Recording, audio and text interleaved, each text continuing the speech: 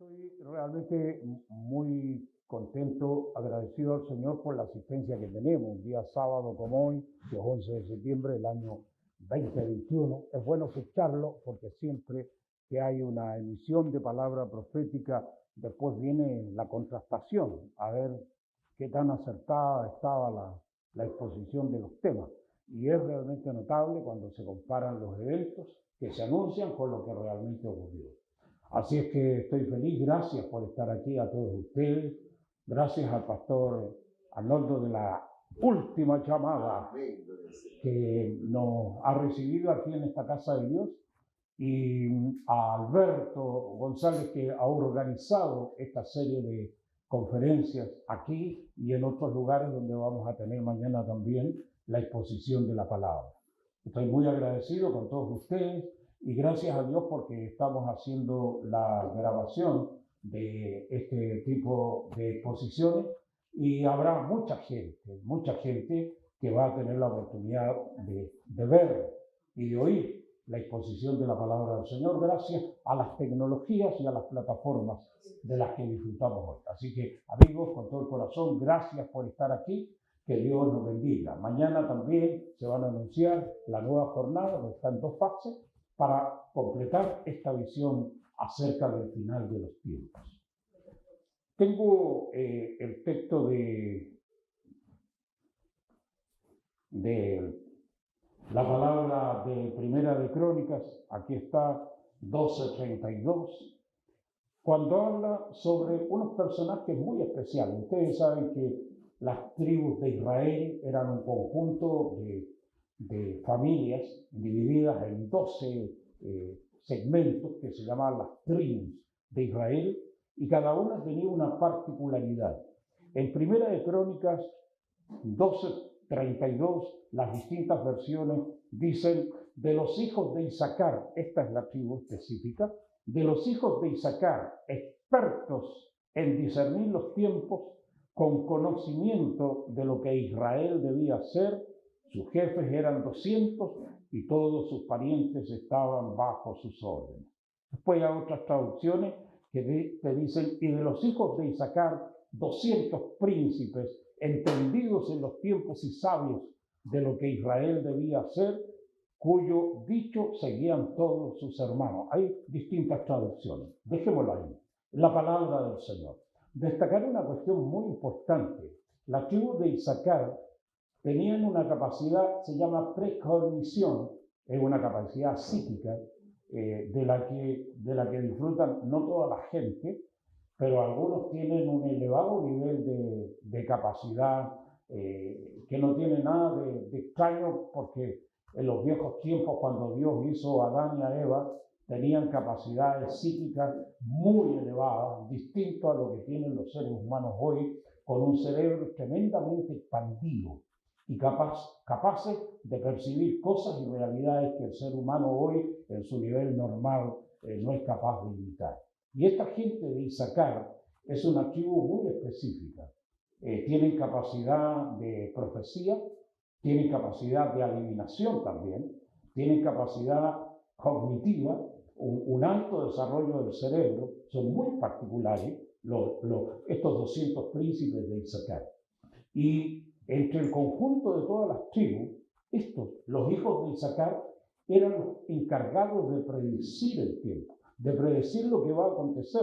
Y no solamente eso, sino de señalarle a Israel, incluido al rey de Israel, lo que Israel debía hacer, considerando las situaciones que rodeaban la historia de su tiempo. Tenían capacidades predictivas al futuro, eran tipos psíquicamente extraordinarios. La expresión psiquis, que es una expresión griega, no tiene nada de oscuro ni de tenebroso. Se traduce alma en la versión española del concepto.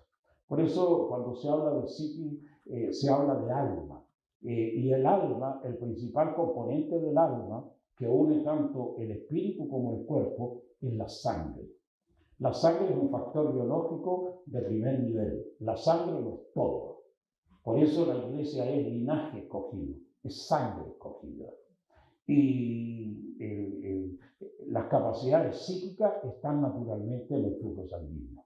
Y cuando la gente tiene capacidades de este tipo, como los hijos de Isaacar, es porque tienen una sangre muy especial. Parto con este texto, muy en concordancia con la lectura de Daniel 12 que tuvimos con el pastor, buenísimo porque te habla justamente de este concepto del fin de los tiempos.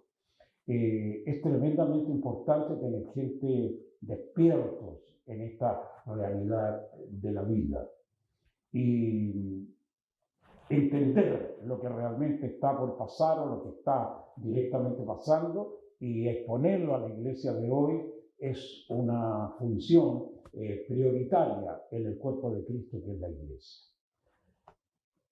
Dicen los expertos en esta cuestión, cuando se analiza la iglesia, que hay tres niveles, tres grupos dentro de todas las congregaciones del mundo. Son tres segmentos. El primer segmento son los activistas, que es la mayoría de la gente de iglesia. Este tipo de personas que se dedican a la acción, al trabajo, están incluidos los evangelistas ahí y toda la gente que proclama el reino de Dios. En general, la mayoría de las personas de iglesia son todos activistas, gente que promueve eventos, que participan de los cultos, que evangelizan, que predican, que son capaces de llevar adelante la obra de Dios, levantando templos, visionando ese futuro que tiene la iglesia en la predicación de la palabra. Ese es el primer segmento y es el mayoritario. Debe haber muy, pero muy por encima del 95% de la gente de iglesia pertenecen a ese grupo, a ese segmento. Son los que se movilizan y los que movilizan a otros. El segundo segmento está relacionado con unos personajes que son los administradores, que son realmente los que ponen toda la logística del reino en función de la evangelización y la conquista del mundo. Son los que tienen la capacidad de posicionar los distintos elementos históricos con que cuenta la iglesia para llevar adelante la obra del Señor. Es un grupo muy reducido. No debe estar más allá del 4% de todos los componentes de la gente de iglesia. Y nos queda un 1% que es un grupo hiperselecto que se llama los ideólogos. Los ideólogos no son teólogos, no, porque no se dedican a la teología. Son como los hijos de Isaacar, que se dedican a prever los tiempos. Son los tipos que perciben el mañana y que tienen la capacidad, igual que los hijos de Isaacar, de decirle a la iglesia lo que está pasando, lo que va a pasar y de la manera como la iglesia debería posicionarse en ese futuro de la historia. Esos tres grupos. Amigos míos, los hijos de Isaacar son un referente histórico en la historia de la salvación que es la Biblia. Se ha hablado siempre mucho de ellos y indudablemente son tipos que hoy más que nunca los necesitamos. Los hijos de Isaacar hoy son los ideólogos de la iglesia. Es un grupo selecto, pero tremendamente importante. Le enseñaron a la iglesia lo que la iglesia debe hacer en el mundo entero. La iglesia evangélica hoy por hoy debe tener sobre los 800 millones de personas en el mundo entero. La iglesia católica, 1.300 millones, los musulmanes, 1.800 millones, hinduistas, budistas, una cantidad que está rajuñando los 2.000 millones, y los ateos en el mundo deben ser otros 1.000 millones más. Un poco ese espectro religioso del mundo es tremendamente importante.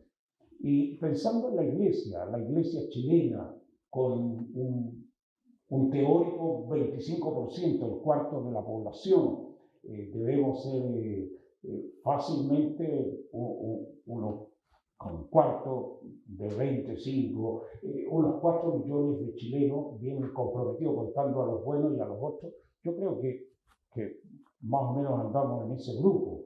La iglesia evangélica ha logrado una saturación territorial muy buena. No hay ninguna ciudad o un pueblo en Chile que no tenga una iglesia cristiana.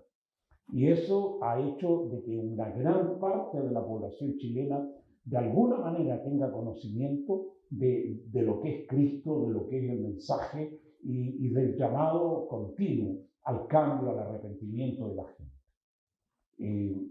Ese grupo, el de la iglesia evangélica aquí en Chile, tiene una alta influencia. Un 25% de la población bien organizada de manera coherente puede definir el futuro de un país, porque es un peso gravitante en la historia de un pueblo, tener a lo menos un 25%, hay otros que creen que es un 30%, pero el núcleo duro de la iglesia evangélica debe andar por ahí por el 20%, 18%, es lo que se especula, los tipos que vienen a las iglesias, los que dan su ofrenda, porque los expertos en religión dicen que el nivel de compromiso de la gente con su iglesia o con los movimientos religiosos se mide con dos parámetros. Primero, que los tipos vengan a los cultos. No puede ser que un loco vaya a una misa con el cura cuando asista a un bautismo de alguna guagua de la familia. Ese loco es nominalmente católico. Y como pasa con la gente evangélica, que hay algunos que se ausentan durante mucho tiempo. Y el otro parámetro es que la gente ponga plata para el ejercicio de la religión que profesa. Cuando nosotros conseguimos que la gente venga a los cultos y ponga su diezmo, su ofrenda en el trabajo de la obra de Dios, tenemos un militante realmente creíble. Si un loco no viene a la iglesia o viene de vez en cuando y pone una moneda cada vez que choca un meteorito contra la Tierra, ese loco no es evangélico. Es cualquier cosa menos militante. Así que, amigos míos, yo sospecho, gracias Pastor, sospecho gratamente de que ustedes son militantes, si no, no hubieran venido a la conferencia de este día sábado en la mañana. Gracias por estar aquí, de verdad. Así es que esta cuestión del futurismo de la historia, lo que los tecnócratas llaman las megatendencias de la historia, es una cuestión tremendamente importante de entender. Por eso todos estos temas que planteo en mi conferencia son todos futuristas, pero es un futurismo cercano que puede ser mañana, que ya está comenzando hoy, y que realmente la Iglesia necesita estar apercibida para ver qué tipo de estrategia va a plantear en el futuro. Por ejemplo, a lo mejor aventurar una cuestión así, de choque en el futurismo de la historia, la predicción. Chile es un país que se va a fraccionar. La primera cuestión, es un país de fracciones. Esta cuestión, este país se va a dividir. Se va a dividir en 3 regiones. De Arica a Copiapó, un nuevo país, que seguramente va a caer en manos de fuerzas extranjeras. Chile como tal va a comenzar en Copiapó y va a terminar en Temuco. O un poco antes, donde está el río Malleco, donde está ese puente amarillo que atraviesa, que es el puente más alto de Chile, tiene más de 100 metros de altura, que lo construyeron los arquitectos de Eiffel en el viejo tiempo. El viejo puente Malleco, que divide indudablemente con el río Malleco la zona anterior a la Araucanía y lo que está en la región del Biobío. Dicen que ese es el límite de Chile. Y que el otro Chile está de Temuco hasta Cabo de Hornos. Ese segmento de lo que sería Temuco al Cabo de Hornos es un territorio que está disponible, dispuesto y está para el futuro ser una nación distinta a Chile. Es una zona patagónica cuya puerta de entrada va a ser Temuco y que va a caer en manos de fuerzas no chilenas. El plan es instalar allí el segundo Israel, que significa un nuevo territorio para el Estado judío en esta tierra del sur del mundo. Ese es un plan. Seguramente van a haber guerras muy fuertes en la zona. Por eso el conflicto mapuche es el conflicto que va a dividir este país. No lo va a unir, lo va a dividir, lo va a fraccionar. Y el conflicto mapuche va a incrementarse en los días futuros. Y cuando quieran ir a Puerto Montt, van a tener que pedirle a los mapuches el permiso para pasar para el otro lado. Va a ser una nueva nación. Seguramente esa cuestión no va a ser mañana, pero ha comenzado hace rato a gestarse esa situación que va a terminar con Chile dividido. Es muy probable que haya conflictos severos en el norte. y que realmente, ocasionando conflictos en otra parte del territorio chileno, Chile sea expuesto a perder toda la zona norte de lo que llamamos el Norte Grande. Avivado por un conflicto en el sur, Chile no tiene la capacidad de defender a la vez dos guerras y defender dos territorios. Va a perder el norte. Y el sur también lo va a perder. Esa es la palabra profética del final de los tiempos. Ocurre que el conflicto mapuche es un conflicto que nadie ha querido pararlo. Nos llama la atención que después de lo que se llama la vuelta a la democracia, desde el año 1990 en adelante, todos los gobiernos que ha tenido este país no han tenido la voluntad política de frenar el conflicto que hay en la Araucanía. No porque no hayan querido los gobernantes, sino porque hay directrices que son externas a este país que obligan a todos los gobernantes, incluido al gobierno de ahora, a no meter las manos con los militares para eliminar los problemas que están surgiendo allí. Estos países nuestros dependen de las directrices exteriores. Lo que se llama la criptocracia, el gobierno oculto del mundo así lo tiene decidido. Estos países nuestros son países bananeros, republiquetas, como las llama alguien por ahí, estados fallidos, que dependen de las fuerzas externas a una nación. Estos países nuestros nunca han sido independientes, tienen nombre de repúblicas, pero pertenecen siempre a los poderes que dominan el mundo. Yo siempre parto de la misma tesis y cuando hablo de este tipo de temas ataco con mucha fuerza el concepto de que el mundo entero está bajo el poder del maligno. No hay ninguna fuerza en el mundo que escape al control de la fuerza luciferina y diabólica. Incluso el gobierno de Bennett, que es el primer ministro de Israel, todos los gobiernos del mundo están bajo el poder de la oscuridad. Incluso el Papa Francisco, en la Santa Sede, en el Vaticano, todos siervos del mismo amo que domina este sistema de cosas. Lo único que no está bajo el poder del diablo es la iglesia. Amén. Lo único. Por eso la iglesia tiene que tener un concepto distinto, una visión diferente y tiene que hacer sentir esa independencia con respecto a los poderes de la oscuridad. Nosotros no pertenecemos al sistema del diablo, nosotros no pertenecemos al mundo, nosotros estamos en otra esfera, lo nuestro es el reino de Dios. Y de esa perspectiva la iglesia es enemiga del sistema, somos enemigos del mundo. Esta cuestión la asumí hace mucho tiempo, en mis tempranos días de infancia me declaraba anarquista con respecto al mundo. Y sigo siendo así, ahora que estoy más viejo empeoré, indudablemente porque veo que mi militancia en el reino de Dios es una cuestión antagónica con respecto al mundo.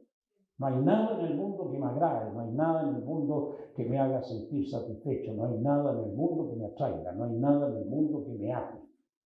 Hace mucho tiempo morí, como dicen los grandes pensadores, porque para mí el vivir es Cristo. Hace mucho tiempo que dejé este sistema de realidades. Vivo solamente por la gracia de Dios, esperando su misericordia. No tengo ningún interés en el mundo. No hay nada en el mundo que me ate a este sistema. Le agradezco a Dios porque Dios es el que me mantiene vivo y es el único que nos sostiene con su gracia. Pero toda esta estructura está hecha para servir al diablo y a la oscuridad. Y toda la gente que está dentro de estas estructuras está directa o indirectamente sirviendo a la oscuridad. Por eso esta cuestión de entender los mecanismos de la historia, de la manera como se van forjando los acontecimientos, es una cuestión tremendamente importante para discernir esto que se llama las megatendencias de la historia. Chile va hacia el fraccionamiento. Esa es la primera cuestión clarísima en esta voz profética. Este país se va a fraccionar. Y uno de los elementos que va a ayudar al fraccionamiento de este país es la Asamblea Constituyente. Esa cuestión venía planificada desde hace mucho rato. Por eso los tipos que hacen la Asamblea Constituyente te hablan de que Chile tiene que ser un Estado plurinacional y pluricultural.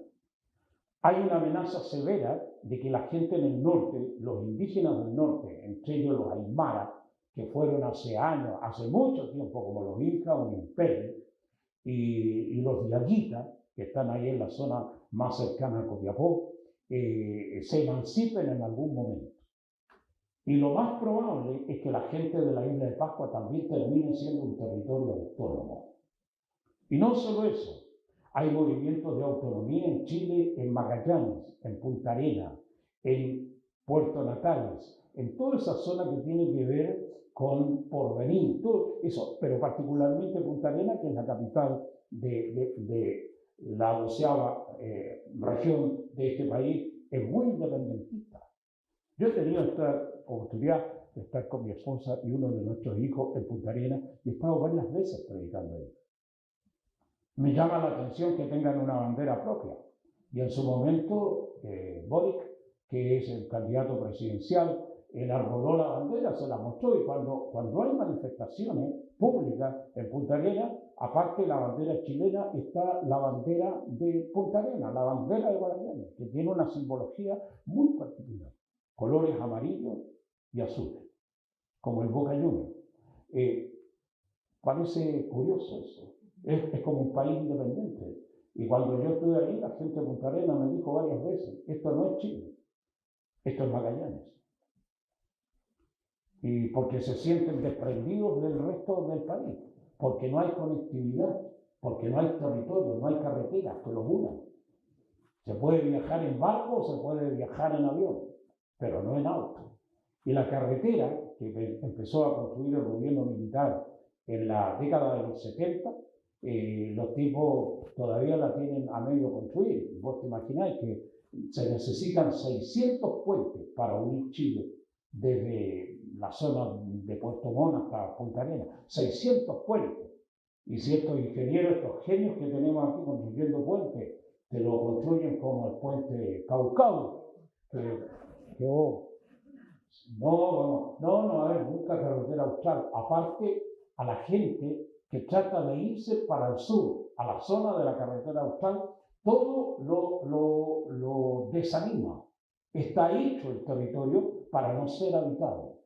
La gente se da cuenta de que los gobiernos no apoyan la colonización de esos territorios. Hacer paz allí es un trabajo en solitario. Los gobiernos de este país no tienen ningún deseo de unir territorialmente este país, porque los tipos tienen órdenes de las Naciones Unidas o de otras fuerzas que están más arriba de las Naciones Unidas, que es la criptocracia, el gobierno oculto del mundo, las élites que manejan el planeta, de que no tenga ninguna intervención en la zona. Te hacen el amague de que van a construir las carreteras, que van a hacer puentes.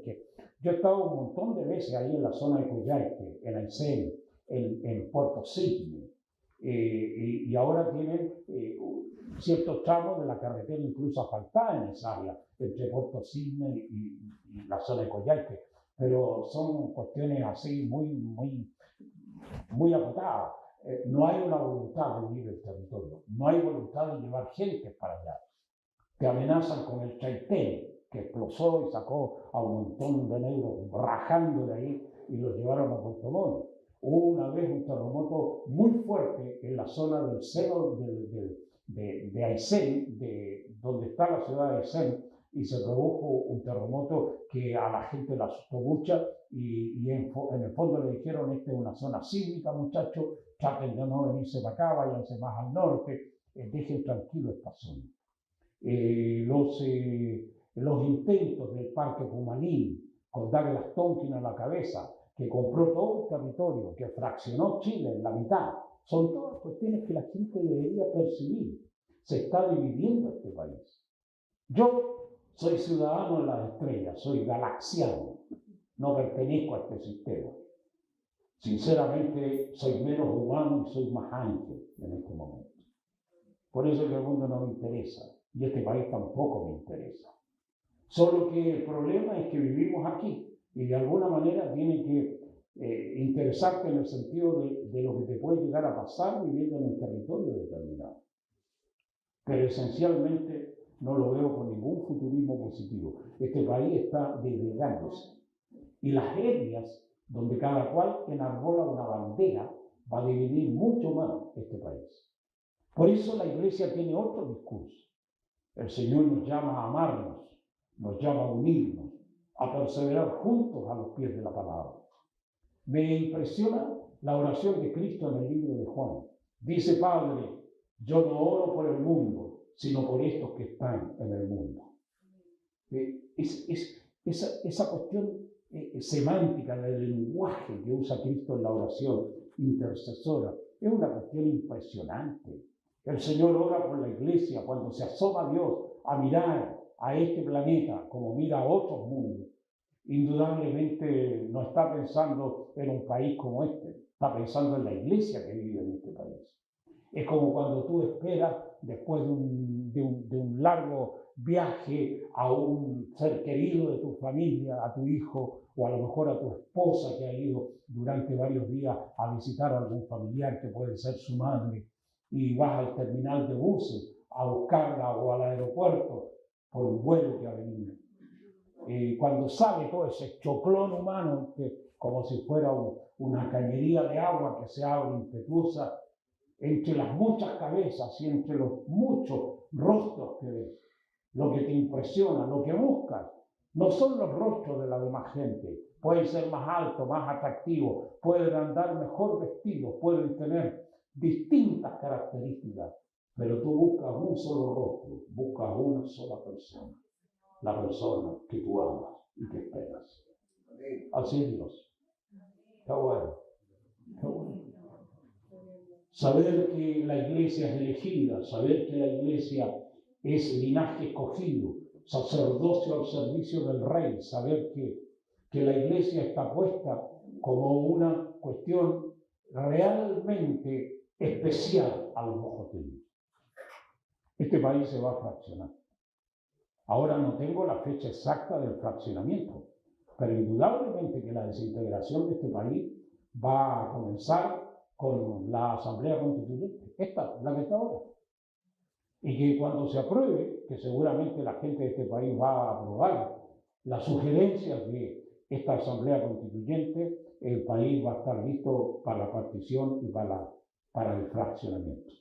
Y la batalla de la Araucanía se va a hacer más grande y más grave. No solamente por el narcotráfico, sino también por los grupos terroristas que están actuando. Hace mucho tiempo que están los grupos terroristas. Yo he tenido conversaciones con amigos que viven allá y que recorren la Araucanía, que me dicen que hay gente del ISIS también, talibanes, muyahidines, discípulos de Osama Bin Laden actuando en la Araucanía. Real, gente de la FARC descolgados del Sendero Luminoso, un rejunte de grupos terroristas del mundo entero. Porque los tipos saben de que el futuro del mundo está en esa zona. Y les voy a comentar algo. Desde hace mucho tiempo se sabe, naturalmente, incluidos los estrategas del Pentágono, que son el ejército más poderoso del mundo, de que la zona al sur de Chile, particularmente, la verdad, hay una zona de exclusión, así se llama, desde el sur de Talca, Río Maule, hacia el sur, es una zona de seguridad en el caso de una guerra nuclear. Todos los tipos que manejan el futurismo de la guerra están de acuerdo que en algún momento va a haber una guerra atómica en este planeta. La llaman de distintas formas: Tercera Guerra Mundial, guerra de cuarta generación, una guerra definitiva. Esa cuestión está viniendo. Y va a haber una guerra atómica sobre el planeta, antes de Armagedón. Y dicen que el único lugar de la Tierra que tiene la certeza 100% de que la polución ambiental no contamina el territorio es justamente aquí, Chile. Por eso este país es el país que estratégicamente tiene el más alto de todos los valores de sobrevivencia en el mundo. No hay ni siquiera territorios norteamericanos que tengan esta característica. Es una cuestión muy particular este país. Por eso los tipos lo van a fraccionar. Por eso lo van a dividir. El lugar de exclusión absolutamente seguro está a la altura del río, de Río Bueno, que está en la zona de la Unión, un poquito más al sur, un poco más al norte de Osorno. Ahí está Río Bueno. Río Maule comienza el punto de exclusión, pero mientras más al sur es más seguro. Y mientras más al sur del sur, el punto de exclusión es más seguro. Por eso Chile es un país muy especial. Y todos los tipos que manejan la historia del mundo saben que este territorio es realmente tierra de salvación para el mundo entero.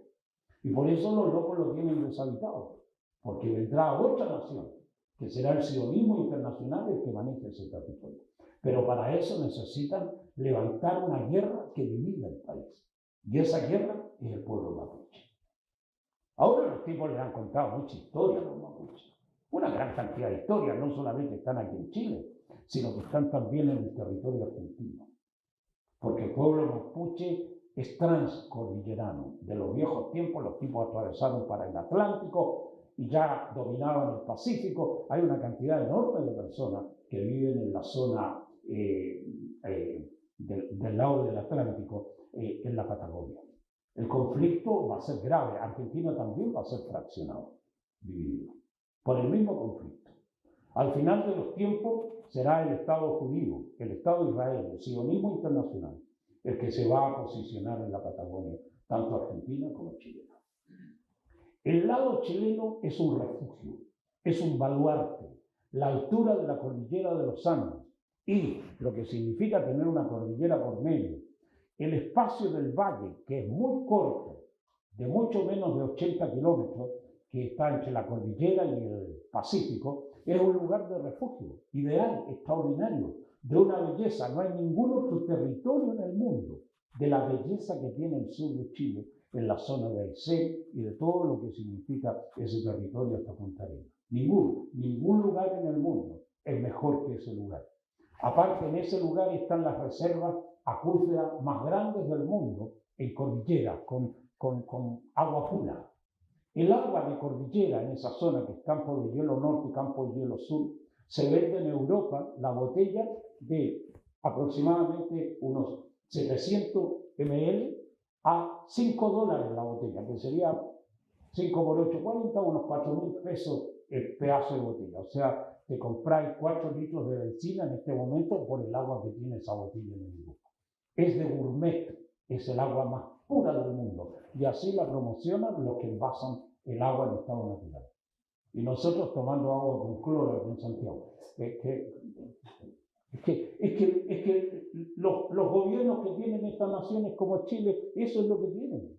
Defienden los intereses internacionales, no los de la gente como nosotros. Por eso este país se va a dividir, se va a fraccionar. Y no hay ningún gobierno que quiera meter a los militares a reprimir el terrorismo que en este momento hay en la Araucanía. Así están las cosas. Ese es el futuro de la historia. De tal manera que la zona sur de Chile, desde Río Bueno al sur, pero incluso desde el río Maule al sur, están los puntos de exclusión. Mientras más al sur, más protección. Cuando haya una guerra atómica, ese va a ser el punto de refugio. Por eso la gente que entiende este tipo de temas, los tipos se están yendo todos para el sur, se compran territorios en el sur, en la isla de Chiloé, en la zona que está en la carretera austral. Toda la gente quiere tener algún tipo de propiedad en esa zona, porque indudablemente es el futuro del mundo. Esos territorios hoy están levantando un valor impresionante en las cotizaciones de urbanización. Hace un tiempo atrás se vendió un terreno ubicado en el centro de la ciudad de Puerto Montt a 200 UF el metro cuadrado. 200 UF, una millonada por un metro cuadrado. Por empresas que indudablemente van a tener proyectos inmobiliarios, van a edificar unos tremendos edificios en esa zona. Nunca Chile había tenido por metro cuadrado un precio como ese, en ninguna parte del territorio, excepto en la zona de Las Condes. Ahora tú te podrías imaginar que si ese tipo de terreno en Puerto Montt está valiendo una millonada, es porque los proyectos urbanísticos que hay son de primer nivel. Todas esas cuestiones deberían alentarnos. Y efectivamente, la zona sur de Chile es un lugar codiciado. Yo siempre he hablado de este tipo de temas, de los mormones, por ejemplo. la Iglesia de Jesucristo de los Santos de los Últimos Días. Esos muchachos han invertido en Chile más plata que en cualquier otra parte del mundo, ni siquiera en Estados Unidos de América, ni en Europa, ni en el Asia. Han invertido tanto dinero como con sus estructuras, templos y otro tipo de estructuras como aquí en Chile. Tienen un plan, construir un segundo templo como el que tienen en el estado de Utah, se llama el Templo Desert, que va a ser construido en la zona sur de Chile, en ese lugar de la Patagonia. Cuando se le pregunta a los elders por qué están aquí, a los muchachos que ustedes ven transitando por estas calles, ¿saben lo que hacen?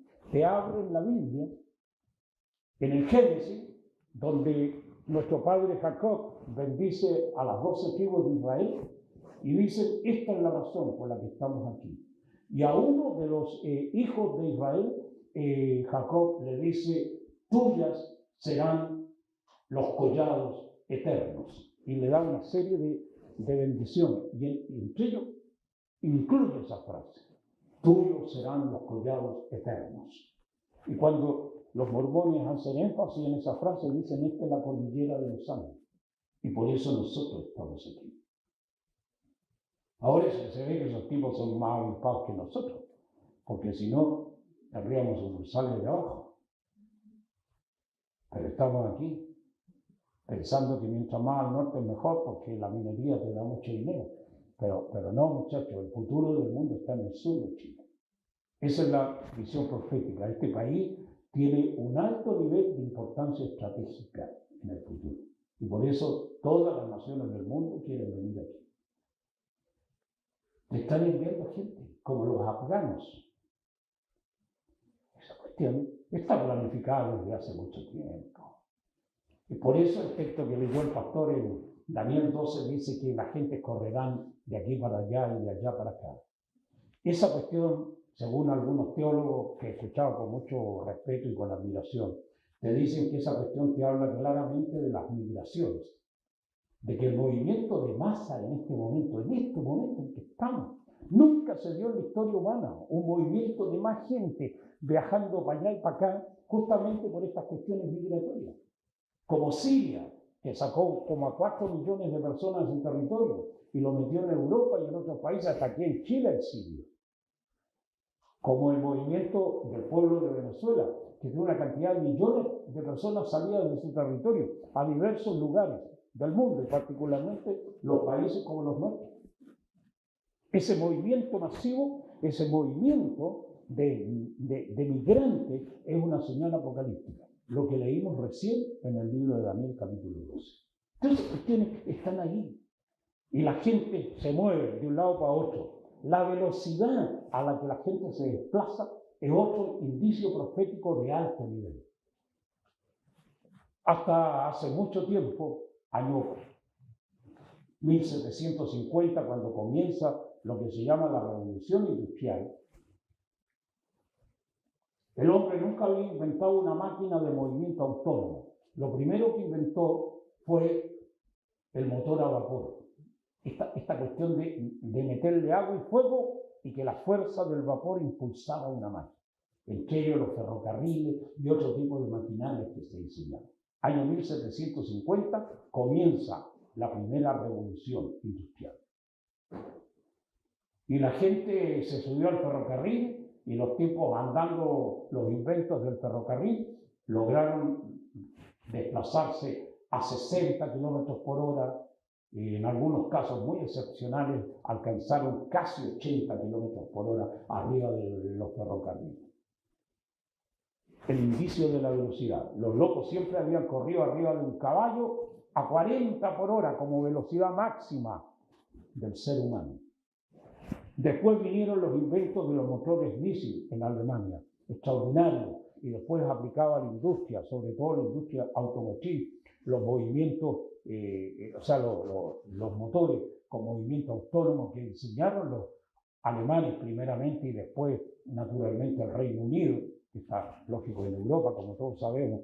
Esos tipos le dieron más velocidad a la gente y los tipos alcanzaron 100, 120, 150 kilómetros por hora. Y ahora la velocidad de los aviones fue una cuestión impresionante, 1000, 1200 kilómetros a la hora.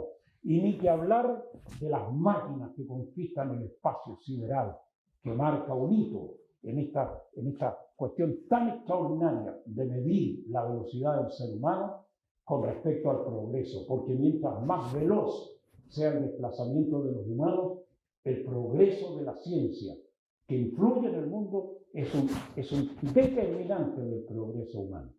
Hoy en día hay máquinas construidas por el hombre que son capaces de desplazarse a una velocidad extraordinaria de 11.000 metros por segundo. 11 kilómetros en un solo segundo. 1, 2, 11 kilómetros por allá. Es una cuestión impresionante la velocidad de las máquinas que se ha inventado el ser humano. Y esa cuestión está toda en el capítulo 12 de Daniel.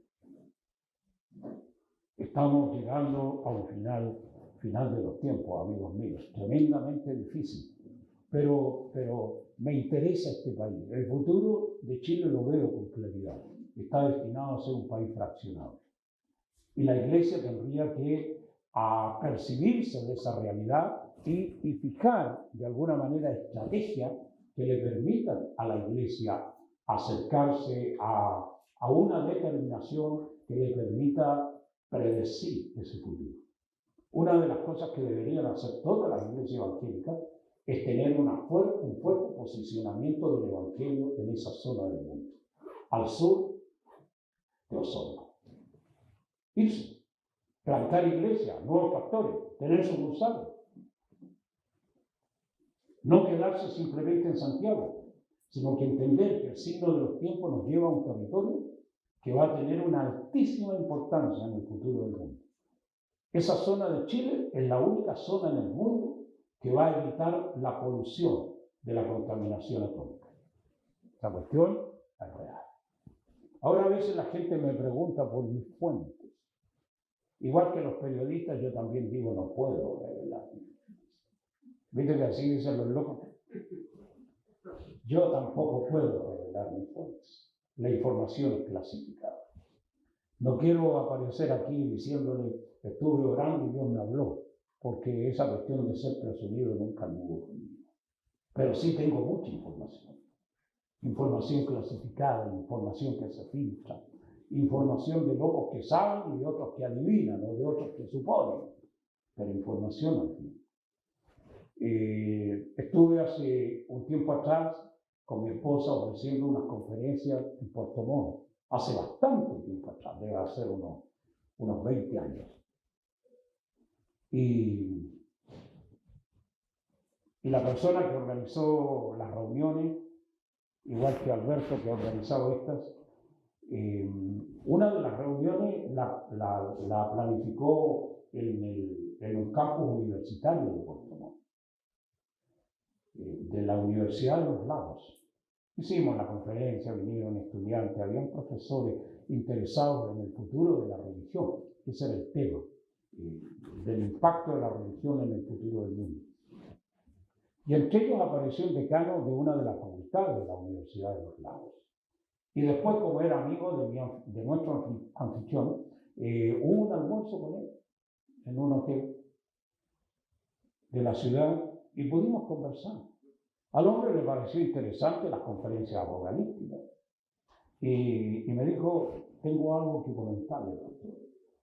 Me dijo, yo he sido profesor en una universidad de los Estados Unidos de América y tengo amigos que son militares de alto nivel en Estados Unidos.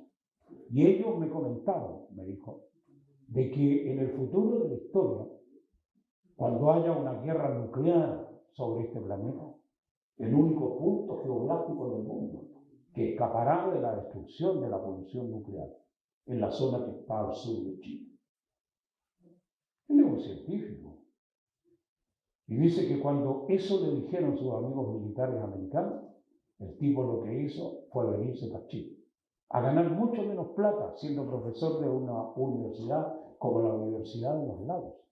Y se vino con su mujer y sus 2 hijos a vivir acá en Chilito y dejó a Estados Unidos de América.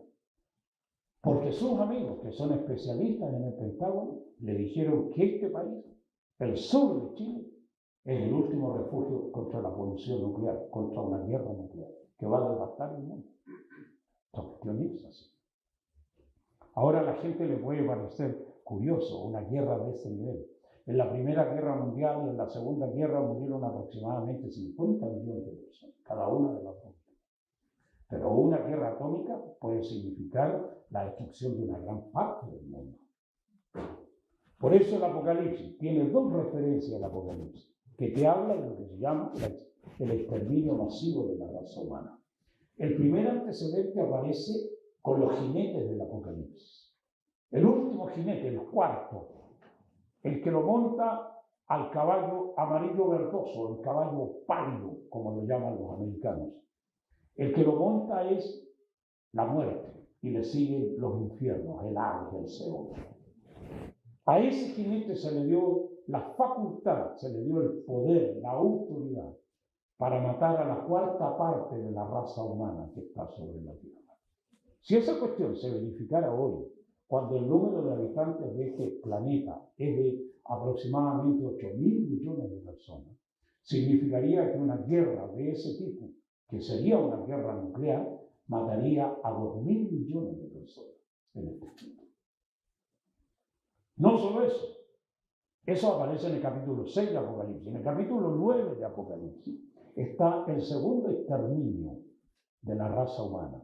Cuando ya quedan solamente 3/4 de la población humana, viene el segundo elemento que elimina la tercera parte de la gente que vive sobre el planeta. Te lo dice claramente ahí la cantidad exacta que se produce con unas fuerzas caóticas que destruyen la tierra.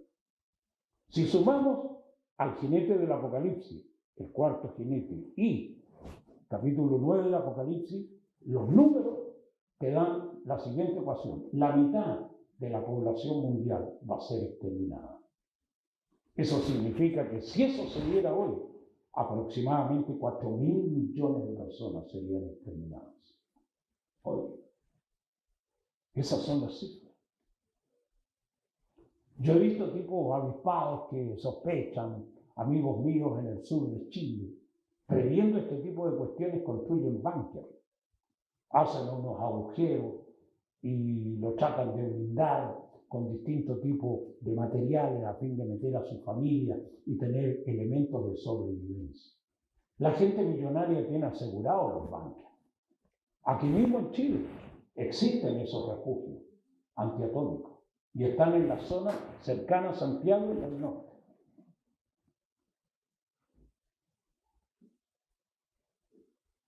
Yo una vez leí un anuncio hecho en Estados Unidos que se ofrecían esos refugios antiatómicos allá en Estados Unidos, en el territorio chileno, año 1964. Vos te imagináis que esas cuestiones, si las construyeron en la década de los 60 y particularmente en el año 1960 en adelante, refugios, las élites están listas. A los tipos les dan la alarma y los trasladan al lugar donde deben refugiarse con su familia y naturalmente con sus mascotas. Aquí en Chile los millonarios tienen asegurado el refugio. Y los milicos también. Porque son los que saben del lugar y son los que realmente tienen un refugio determinado. A los militares de la calle y a los carabineros que dirigen el tránsito, esos locos igual que el resto de la población están condenados a que se los lleve el diablo. Pero los tipos como el señor Fuentealba tienen refugio cerrado. Porque las élites son así. A la gente le importa 3 cominos que los demás mueran, salvándose ellos, los locos están ahí. Cuando yo vi el anuncio en el año 1964, revistas norteamericanas publicitaban eso, que en Chile hay refugios disponibles para los que tengan plata para comprarlo. Y lo compraron. No hay ni uno disponible ahora, están todos vendidos. Y son lugares donde han habido exploraciones mineras. Por eso no todas las exploraciones mineras que te anuncian a ti por la televisión o por los diarios son para el efecto de extraer metales. No. Tipos construyen refugios, porque saben que Chile es un país que tiene la posibilidad de sobrevivir. Por eso los refugios están ahí. Y los científicos, de quienes yo he leído estos tratados, lo mismo que dicen los técnicos del Pentágono, es que a la altura de Arica, en ese lugar donde termina el territorio peruano y comienza el territorio chileno, se produce un vórtice, que es un remolino de vientos, que hace que sea imposible la penetración de la polución que viene desde el norte del mundo. En ese punto, cercano al Ecuador, se produce un vórtice, un remolino de vientos poderosos que impide que la contaminación baje al sur del mundo, que sería Chile. Esa cuestión es real. La gente del Pentágono sabe mucho más que nosotros, indudablemente, sobre este fin de los tiempos. Y esos mismos tipos te dicen que las guerras del futuro serán todas por el agua. Yo este informe del Pentágono lo leí en el año 1990. Y los tipos ya te decían que las guerras del mañana serían por el agua. Por eso Estados Unidos de América, esa es una de las cuestiones más extraordinarias de estos militares, hermano, que tienen proyección de futuro. Los tipos armaron un complot en una ciudad que se llama la ciudad de Storm, que se llama la ciudad de Storm, y un lugar donde hay la ciudad del este, ese era el nombre preciso, donde está Uruguay. Yo he tenido la oportunidad de estar varias veces ahí en la zona, indudablemente persiguiendo noticias, información. Los tipos armaron un proyecto, los norteamericanos, instalaron una base militar de Estados Unidos ahí en Paraguay, en esa zona. ¿Y qué es lo que dijeron? Muchachos, aquí hay terroristas. Y es cierto. Se dice que incluso gente que participó en el ataque terrorista a las Torres Gemelas, cuyo 20º aniversario se celebra hoy, dicen que emergieron de Ciudad del Este. Tipo, naturalmente, de las líneas del islamismo integrista, de árabes o de gente que tenían nacionalidades de ese tipo y que participaron naturalmente en los atentados terroristas. Dice que parte de la estructura que ayudó al ataque a las Torres Gemelas se originó en la Ciudad del Este, Ciudad Storm, que es el límite entre Paraguay y Brasil y Argentina, porque se llama las tres fronteras, las triples fronteras. La cuestión es que con esa excusa Estados Unidos de América le pidió, o más bien le exigió al gobierno paraguayo que le permitiera tener una base militar allí en ese lugar. Y los tipos accedieron porque las presiones norteamericanas, cuando los tipos te piden algo, no te están pidiendo, te están ordenando. Y estos países bananeros obedecen cualquier cosa, igual que a los chinos y a los rusos. Y se instalaron.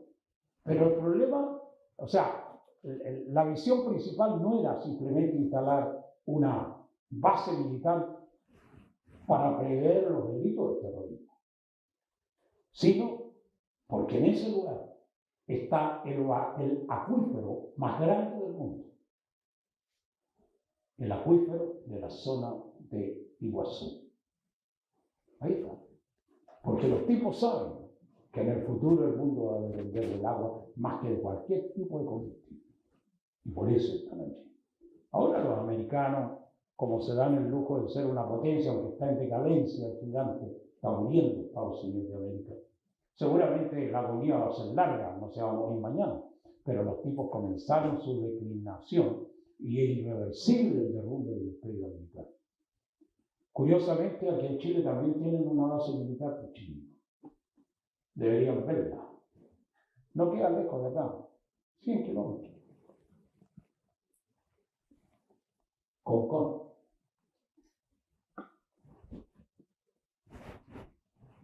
Eso es el imperialismo. El imperialismo no solo es norteamericano. Los rusos también son un imperio.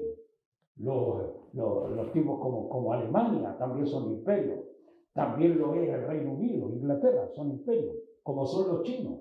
Los chinos tienen una base tremendamente grande en la zona de Neuquén, en Argentina. Tienen unas antenas parabólicas para rastrear los satélites chinos. Pero una vez que instalaron esa base, todo el mundo sabe que es una base militar, no solamente una base para la astronomía o para explorar los planetas, no, son bases militares, porque los tipos están adelantándose al futuro. Los chinos son muy vivos, tienen los ojos así como almendrados, pero tienen un cerebro de privilegio. Por eso se instalaron en Neuquén, que los tipos saben que esa parte es el futuro del mundo. No hay ninguna base de otro país en la zona. pero ellos están aquí. Vinieron en los tiempos de la señora Fernández a instalarse. Pasó el gobierno de Macri y nadie los movió de ahí. Y ahora viene el otro Fernández y los locos están más firmes que nunca en ese lugar. Los chinos no los vayan a sacar nunca de ahí. Porque los tipos saben que el futuro del mundo está en esa zona, por el lado argentino. Los hijos de Isaacar veían el futuro, tomaban determinaciones, porque ellos sabían lo que le convenía hacer a Israel en el futuro de la historia. A lo mejor un consejo: yo no soy de los hijos de Isaacar, pero trabajo en estas batallas proféticas. Cualquier iglesia de nosotros que está aquí en Santiago debería tener una sucursal en Puerto Montt, en Osorno, o más al sur, comprar terreno, pasado Puerto Montt para abajo, ahora que todavía son accesibles, y plantar un lugar de refugio para el futuro. Dedicarte a volver a la agricultura y a la ganadería, a criar pollos y chanchitos, y a tener un par de vacas que te sustenten con la leche y la mantequilla. Ese es un tipo inteligente. Cuando los viejos nuestros empiecen a jubilarse, habría que mandarlos para allá, bien abrigados, porque hace un frío de los 1000 demonios, como el que estoy teniendo aquí. Por eso ando tan abrigado. Soy abuelito, pero aquí hace frío en Santiago en este momento.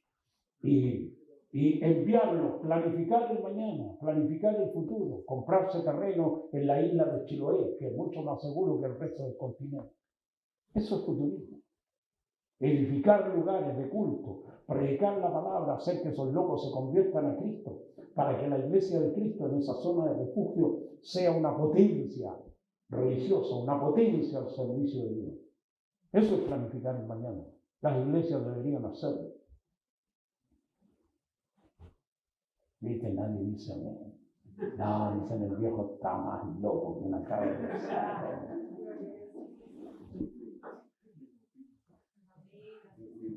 Ni Alberto quiere irse allá para el sur. Me quedo haciendo radio ahí en el centro de Santiago. Es que ese futuro es una cuestión difícil de asimilar, pero ese es el mañana. Y todo el sur de Chile será entonces puesto en un exterminio del nacionalismo. Chile se acaba volviendo a la vertiente original. Este país se desintegra. Va a tener otro nombre incluso. Y seguramente va a tener otra canción nacional, porque estos ateos de la constituyente quieren cambiar el himno nacional porque dice este mar que tranquilo te baña, te promete futuro esplendor. Esta es la copia feliz del Edén, una mención a la Biblia. Y por Baluarte el Señor te dio la cordillera de los Andes, mención religiosa donde aparece el nombre de Dios en la canción chilena. Los tipos quieren exterminar eso.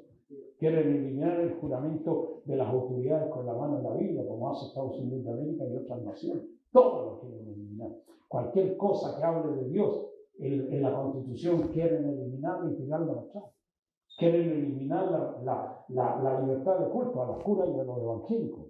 Hay parlamentarios en este país que lo que más odian es a la gente evangélica.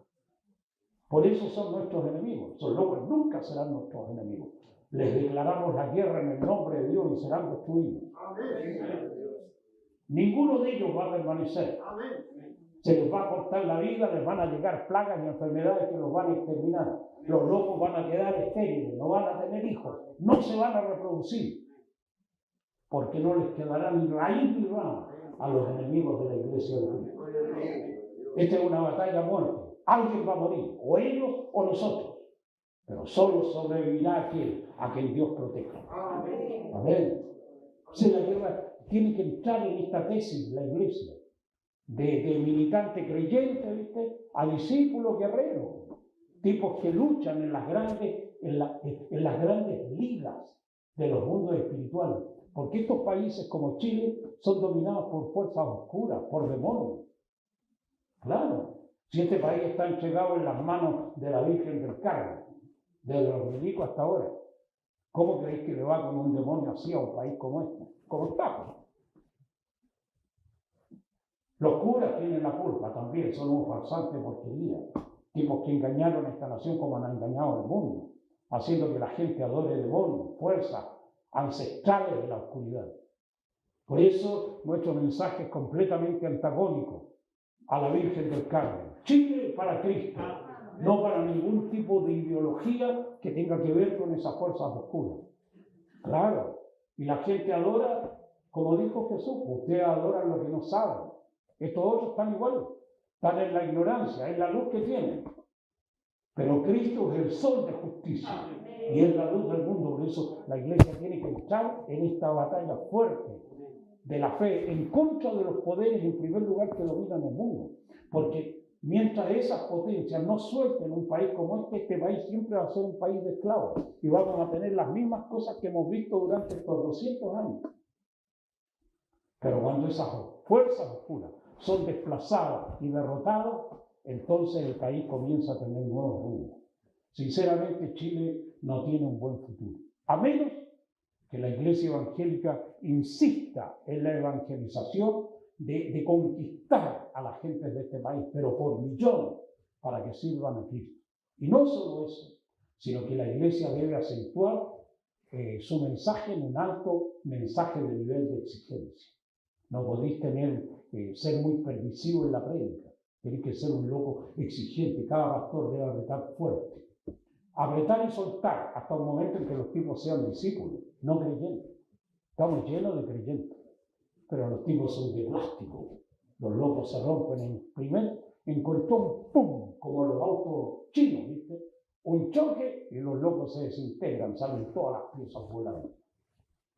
Porque son de plástico, están hechos para una duración mínima, como los artefactos que te fabrican en todas partes, para que duren 5 o 10 años, no más de eso. Antes había lavadoras o refrigeradores que duraban toda la vida, el loco los compró. Ahora no, es todo desechable, todo tiene que ser reciclable, todo tiene que tener movimiento, si no el asunto no sirve. La ropa que te venden, la cuestión desechable, se te hacen pedazos las camisas, los vestones, los abrigos, toda la cuestión se desintegra porque la calidad es mala, hay mucho plástico. Esta corbata me la regalaron mis amigos americanos. J. García, una de las mejores corbatas de Estados Unidos. Pensé que era seda auténtica. Después empecé a mirar con más detención la etiqueta. Primera cosa, hecho en Corea.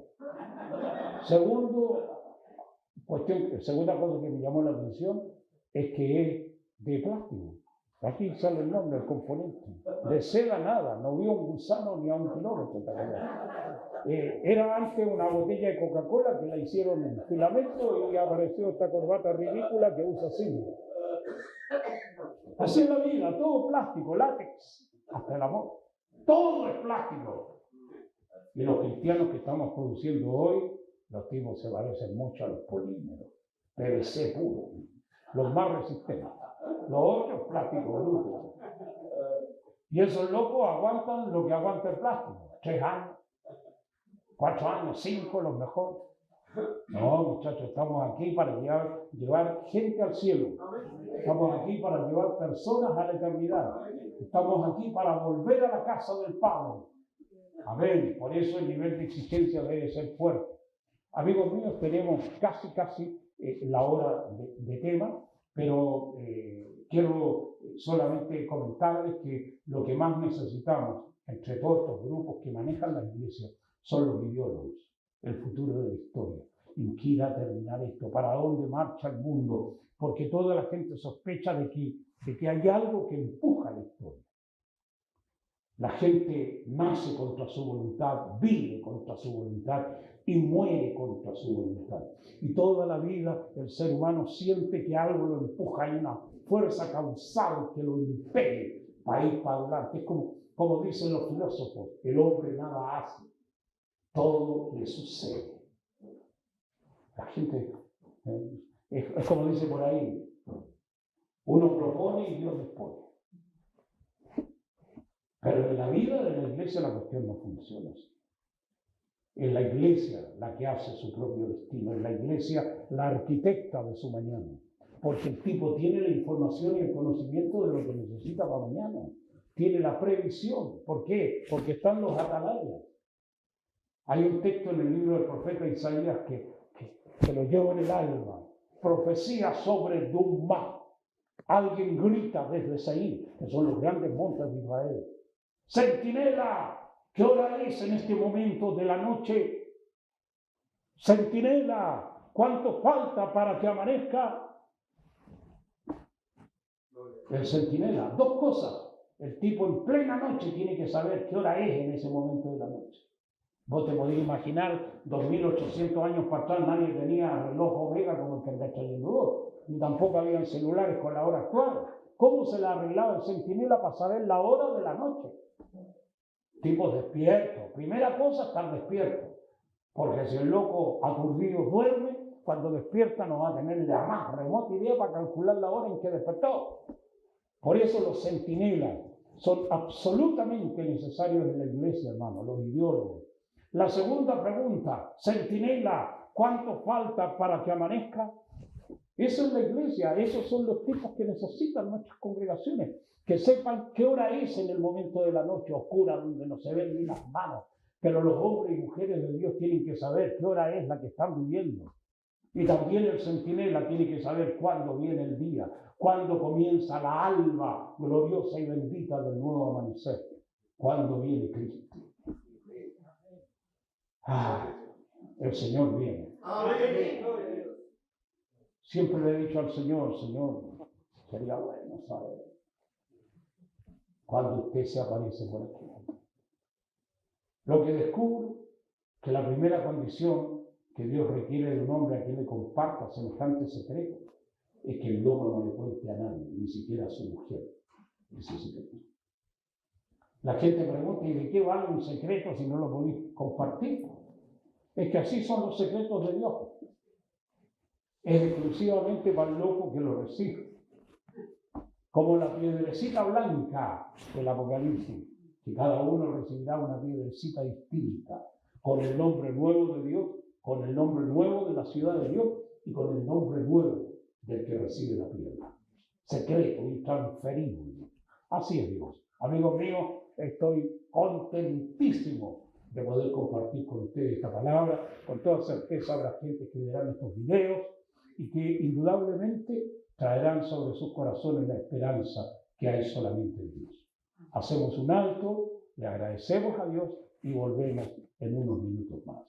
Amigos míos, aprovechen en el intertanto de ver estas producciones que tienen temas de actualidad como los que ustedes han escuchado y más un video de obsequio. Allá está Alberto, que conoce perfectamente estos materiales y le pueden consultar ahí. Mi pastor, véngase por acá. Y continuamos entonces con la segunda parte de esta conferencia acerca de cristianos informados, que trata de la realidad actual en que nos movemos en el campo de la historia. Esto es curiosamente el 11 de septiembre del año 2021. Han pasado 20 años del ataque terrorista a las Torres Gemelas y hoy se conmemora el 20º aniversario de ese momento épico que vivió el mundo. La pregunta es si todo lo que nos informaron es verdad, si parte es verdad y parte no es verdad. Hay cosas curiosas, por ejemplo, como el hecho de que Estados Unidos de América, realmente la CIA, que es la Agencia Central de Inteligencia Norteamericana, fueron los muchachos que entrenaron a Osama Bin Laden. Entonces, es una cuestión rara esa. Ellos crearon el monstruo que después terminaron matando. Pero todo este tipo de cuestiones te hace sospechar de que lo que te cuentan en un primer momento es muy probable que no sea cierto a cómo lo percibe la gente.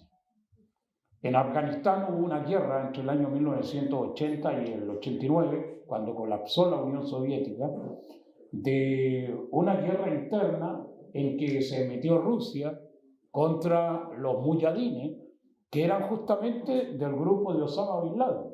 Estados Unidos de América apoyó a Osama Bin Laden en la guerra de Afganistán durante esos 9 años.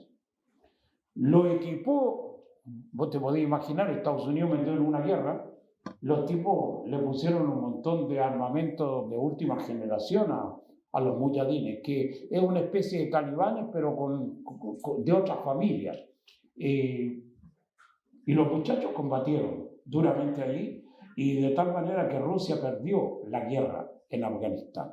Que esto es una cuestión de ahora, con todo lo que ha habido a contar del último día de agosto de este año, con el tema de los talibanes. Y Afganistán tenía en ese tiempo, a comienzos del 80, un gobierno comunista. Había accedido después de un golpe de Estado, porque es un país que ha pasado las penurias más terribles que uno puede imaginar. Vino un gobierno comunista, naturalmente de facto, con la fuerza, y trataron de hacer un país que fuera ateo, un país sin religión, un poco como Corea del Norte. Pero los muchachos en Afganistán eran tan religiosos todos que los comunistas nunca pudieron convertirlo en ateo a los tipos. Y entonces por eso que Rusia participa de la guerra de Afganistán, porque pretenden consolidar el gobierno comunista allí en Afganistán, año 1980 en adelante, y se meten a la guerra, apoyando al gobierno comunista de Afganistán. Y como contrapartida están los otros que quieren que el movimiento islámico sea lo que permanezca en Afganistán, con Osama Bin Laden a la cabeza y todos los muyahidines, que eran los guerreros que en ese momento combatían contra Rusia, apoyando a ese gobierno de facto en Afganistán. Esa es la historia. Así que los americanos entrenaron a Osama Bin Laden y a todos sus guerreros, los equiparon en Afganistán con una cantidad enorme de armamento muy sofisticado, hasta que en algún momento viene el problema que todos conocemos. Osama Bin Laden se da una vuelta de carnero con el ataque terrorista a las Torres Gemelas, pero eso como 10 u 11 años después de que los rusos salieron de Afganistán, porque eso fue en el año 1990, y Bin Laden tuvo la oportunidad de ir formando su ejército y de hacer todo lo que nosotros sabemos que es. Él es de procedencia de Arabia Saudita, amigos de gente norteamericana, de tipos muy millonarios. Todo el clan de los Bin Laden son tipos millonarios que se dedican a las construcciones, tienen edificaciones tremendas en distintas partes del mundo, particularmente en Estados Unidos de América. Estaban naturalmente asociados con los movimientos petroleros de Texas, en los que se encontraron con George Bush. Era otro. Estos tipos, con razón la Biblia te dice que el mundo entero está bajo el poder del diablo. Si estos demonios y los endemoniados son todos amigos, te hacen parecer de que se pelean unos con otros. Los ves como enemigos y no son enemigos. Están en un contubernio, están en una parodia que hace que la gente vea a uno y vea a otro. Eso me hace recordar la frase típica del barón Rothschild, cuando dijo: no importa por quiénes las naciones voten, pero siempre nos elegirán a nosotros. Aquí estos locos, aquí en Chile, te están sacando los ojos. Lo veo al candidato de aquí y al otro loco de acá, despotricando que este no tiene familia, que el otro no tiene título, que el otro es vendido a los empresarios, de que la señora aquí ya trae la salvación para Chile. Cuentero. Claro, porque te hacen parecer como antagonistas y no son antagonistas. Están manejados por la misma mano. Lo mismo que pasó en Afganistán. Los rusos y los muyahidines, que estaban apoyados por Estados Unidos. Y después de eso, año 1990, termina la guerra, cae la Unión Soviética, cae el muro de Berlín, toda esa cuestión es historia. Y durante esos 10 años se organiza Bin Laden con sus secuaces y el tipo termina dándole paliza a Estados Unidos. Y uno dice: ¿cómo un tipo que fue apoyado por un imperio se da la vuelta de carnero y se vuelve tan enemigo de ellos? Lo que pasa es que Bin Laden después salió con la chicharra esa que decía que no quería que los americanos estuvieran en Arabia, porque siempre tuvieron pactos de tipo económico con la monarquía de Arabia, y entonces dijo: no quiero que hayan invasores en la Tierra Santa, y pretendió sacarlos a todos los pelos. Hay importantes empresas petroleras a nivel mundial que están en Arabia, de la que participan naturalmente los capitales norteamericanos. Entonces él no quería que en esa Tierra Santa donde él vivía, que era Arabia, hubieran invasores como los americanos, que ya los había conocido en Afganistán también. Y entonces determina guerrear contra ellos, con la historia conocida de las Torres Gemelas. Y siempre surgió la sospecha de que si lo que uno estaba viendo con las Torres Gemelas era verdad o era un autoatentado. Han habido una cantidad enorme de informaciones con respecto a eso, de que es un autoatentado, de que realmente no fue una cuestión que simplemente los muchachos de Osama Bin Laden orquestaron todo, de que incluso hay aviones que no existen y que fue una cuestión. Y que en el Pentágono, en lugar de estrellarse un avión, no apareció ni una cuestión de los aviones, sino que fue un misil que explotó, disparado por las mismas fuerzas norteamericanas contra el murallón tremendo. Cuando uno ve las fotos te das cuenta que no hay nada de nada, incluso las primeras fotos. ¿Cómo no va a quedar un motor o una ala del avión? Se desintegró todo, se hizo humo, se lo llevó el viento, no quedó nada de nada, ni los zapatos de los negros que murieron en.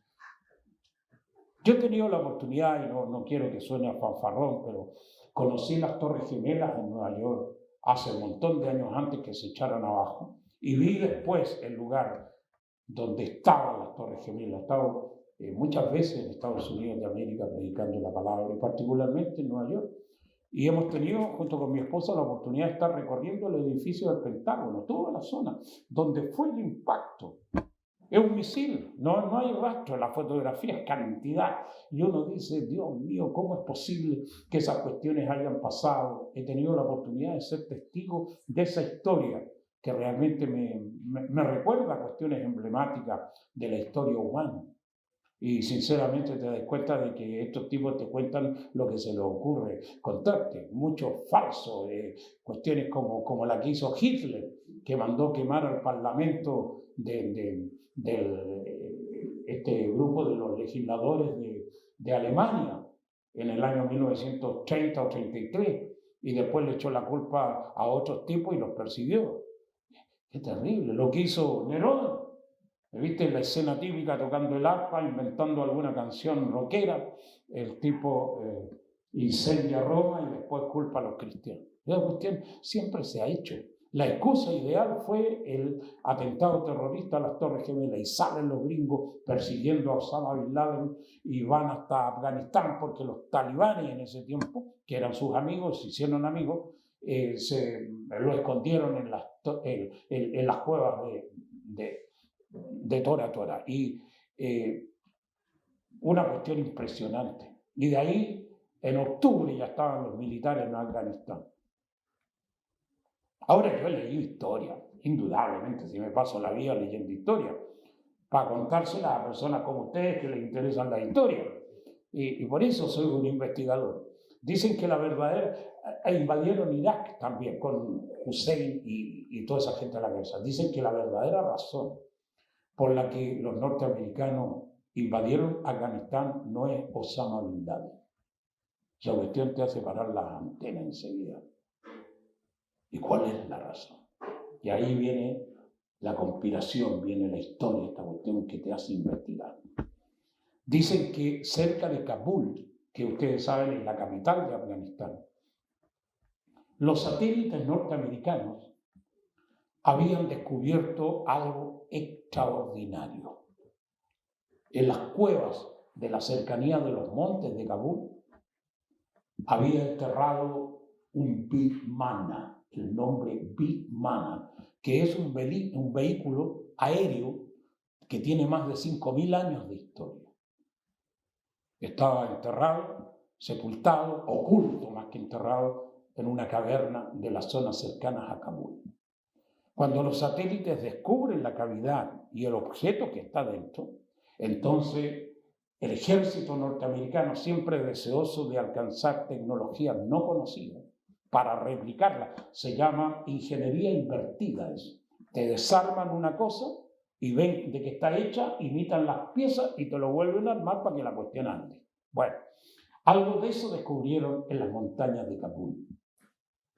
Y sabían que era un Vimana, porque los Vimanas son unos aparatos muy antiguos que vuelan. La gente dice, no, vos estáis loco. No. En los textos hindúes, sagrados como la Biblia para los hindúes, hay relatos de Vimana. de gente volando en Vimana, reyes, príncipes de la India, volando en esas cuestiones que uno ni siquiera se imagina que existen. Y no es cuento, los tipos aseguran que eso es verdad, que los relatores, los escritores de esas historias sagradas son auténticas. Una cantidad enorme de vehículos de la antigüedad que vuelan. Los carros de fuego, ¿qué te parece el relato del profeta Elías? ¿De dónde crees que aparece eso? Carros de fuego, las imágenes son distintas, pero el vehículo se desplaza, interfiere, cantidad enorme de cosas que realmente se dan en la historia. Y los vimanas son unos vehículos clásicos de la historia de la religión hinduista y que naturalmente tienen su asiento principal en la India. Entonces, esa cuestión extraordinaria.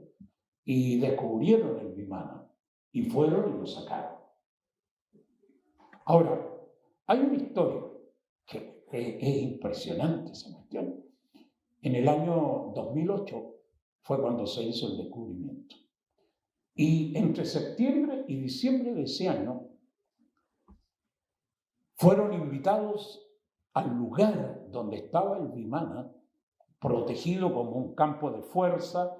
Dice que cuando los del CIL, que son el grupo, los boinas verdes para la equivalencia nuestra, pero los boinas verdes ni se parecen a los CIL norteamericanos, son los Boy Scouts al lado de esos otros compadres, pero de cualquier manera va a hacerte un poco la idea, la élite del grupo del ejército norteamericano.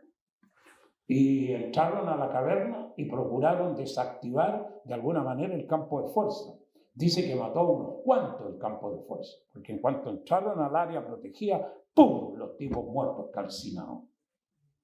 Y después descubrieron la manera de neutralizar el campo de fuerza.